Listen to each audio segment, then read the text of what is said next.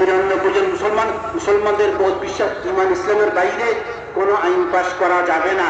এই যে বেসিকটুকু ওটা সংবিধানে থাকবে, এই বেসিকটুকু সংবিধানে থাকবে। ওই সংবিধান কেউ পরিবর্তন করিতে পারিবে না, সেইখানে কোনো ভোটাভুটি চলিবে না।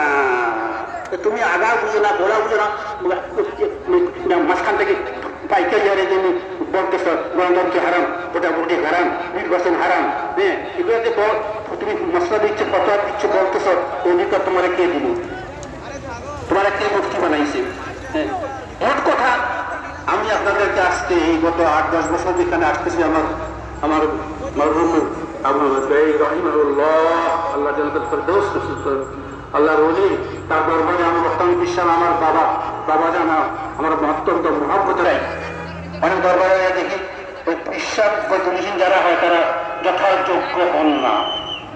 কিন্তু আমি ব্যক্তিগতভাবে আমার এই যে পূজা বড়, আমার বর্তমানে আগের পেশা আল্লাহ আল্লাহ নাকি ধরো হায়াত বেখায়াত সবসময় দোয়া করি। আমি গর্ববোধ করি যে আমার আত্মীয়ের মধ্যে আমার আবুল কাসেম রাহিমাহুল্লাহ ছেলে, আলহামদুলিল্লাহ সব ছেলে সব কইল। হ্যাঁ, একদিকে কামিল, একদিকে ফাজিল, আর একদিকে মাস্টার, একদিকে সব লাইনে ওনারা কোয়ালিফাইড, যথাযোগ্য।